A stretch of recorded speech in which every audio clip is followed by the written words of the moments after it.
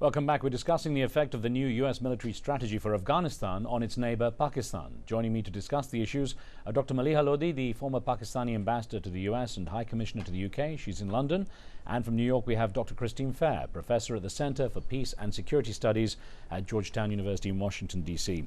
Let's get back to questions with one from the U.K. on the phone from Piran. Piran, go ahead.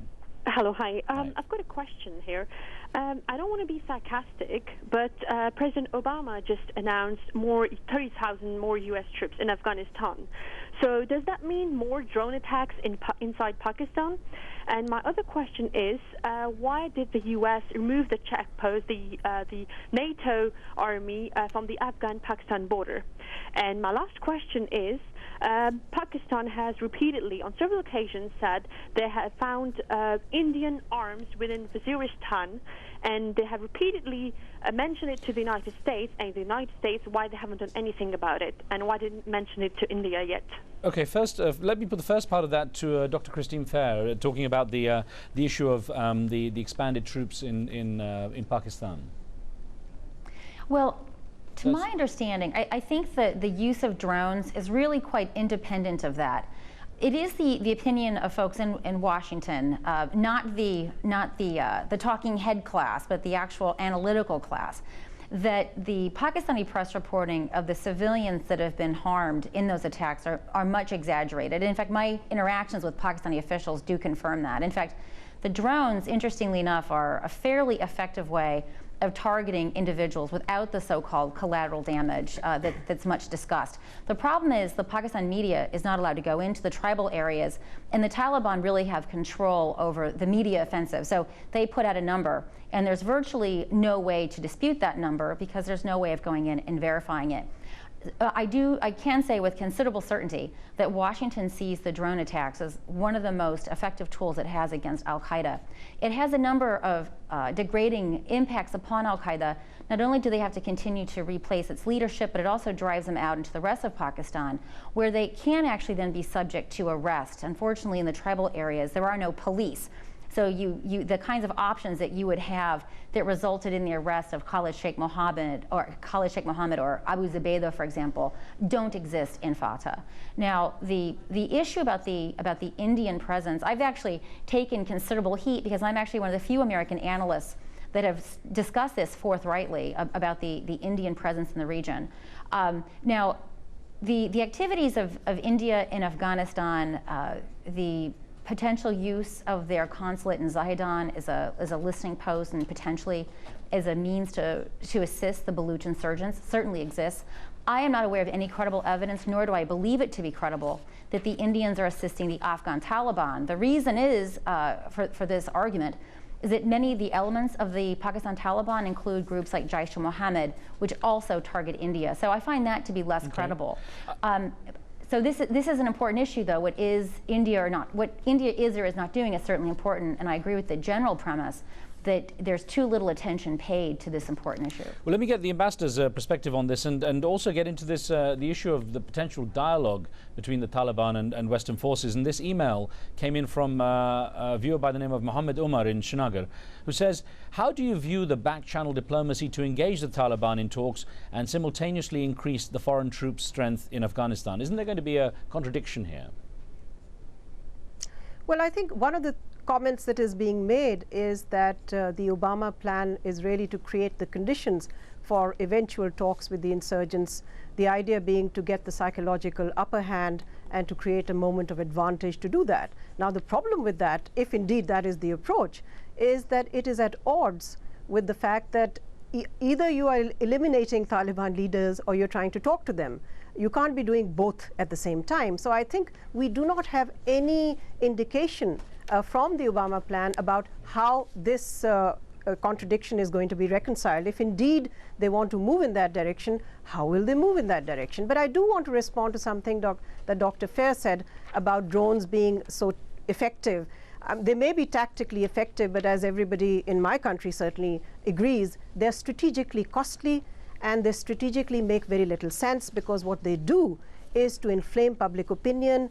They create the kind of conditions in which, in fact, the militants have greater play because they're hugely controversial. And let's not forget, Pakistan's National Assembly, its parliament, has adopted a resolution condemning these drone attacks as an unacceptable But your government allows us to do sovereignty. the drone attacks. The drones are based from Baluchistan. So the U.S. is not conducting these drone attacks unilaterally. I'm not in a...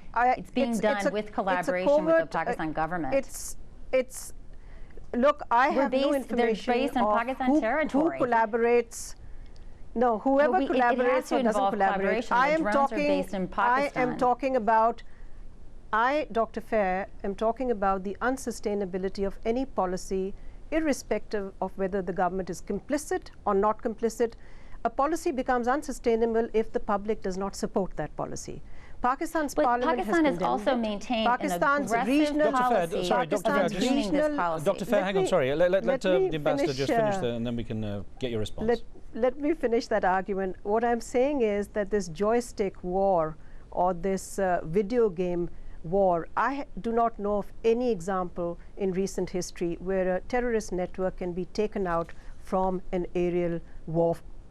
So I do think that what this does is to take the emphasis away from what we all need to do, which is to address the ideological dimensions of the terrorist threat. Let me tell you, in Pakistan, while the military has gone into South Waziristan and been effective, while it has gone into Swat and also been effective, what we still need to do in Pakistan is to address the other components which are so critical in being able to eliminate the threat of violent extremism. And I think today Al-Qaeda exists as much as an idea as an organization, because its command and control has been degraded thanks to a number of activities that Pakistan itself has undertaken.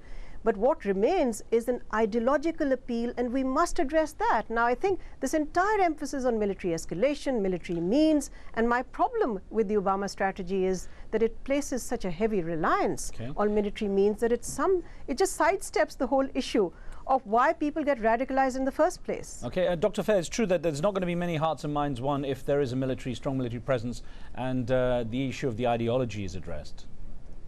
Well, in fairness, I'm actually opposed to the surge myself for reasons that are not so dissimilar from that of the ambassador. I also find a disjuncture between essentially a shorn counterinsurgency strategy which focuses upon the urban centers of Afghanistan when everyone knows that the Taliban are actually very much a rural insurgency.